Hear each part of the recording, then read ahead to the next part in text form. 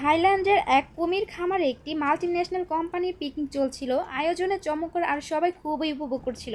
আনন্দ, হাসি, ঠাট্টা আর কিছুটা খেয়ালিপানা কেটে যাচ্ছিল সময়। কিন্তু তখনই কোম্পানির এমডি এক অভিনব ঘোষণা দিলেন যে এই কুমির ভরা পুকুরে যদি কেউ জীবিত অবস্থায় সাঁতরে পার হতে পারে তবে তাকে $5 মিলিয়ন পুরস্কার দেওয়া হবে, আর যদি কেউ প্রাণ হারায় তবে তার পরিবার পাবে $2 মিলিয়ন। ঘটনাটি নিশ্চয় রসিকতা মনে হলো। পুকুরের পাশে দাঁড়িয়ে থাকা সবে হঠাৎ স্তম্ভ হয়ে গেল। জীবন বাজি রেখে কেউ কি নামবে ওই পুকুর কুমির ভরা? তো কার আছে সে সাহস? দীর্ঘক্ষণ কেটে গেল, কেউ এগিয়ে এলো না। কিন্তু হঠাৎ একজন পুকুরে ঝাঁপিয়ে পড়ল। পেছন থেকে সবাই বিস্ময়ে আর আতঙ্কে চিৎকার করে উঠল। মনে হচ্ছিল এই বুঝি কুমিরের চোয়ালে ভিন্ন ছিন্ন হয়ে যাবে লোকটির দেহ। এই যে স্বেচ্ছা নিশ্চিত মৃত্যুকে আলিঙ্গন করে নেওয়া। কিন্তু তখন এক অলৌকিক ঘটনা ঘটল। মরণপূর্ণ চেষ্টা পুকুরে সাঁতরে পার হয়ে গেল লোকটির। সাথে সাথে দম বন্ধ করা মুহূর্তগুলো ভেঙে উল্লাসে ফেটে উঠল সবাই।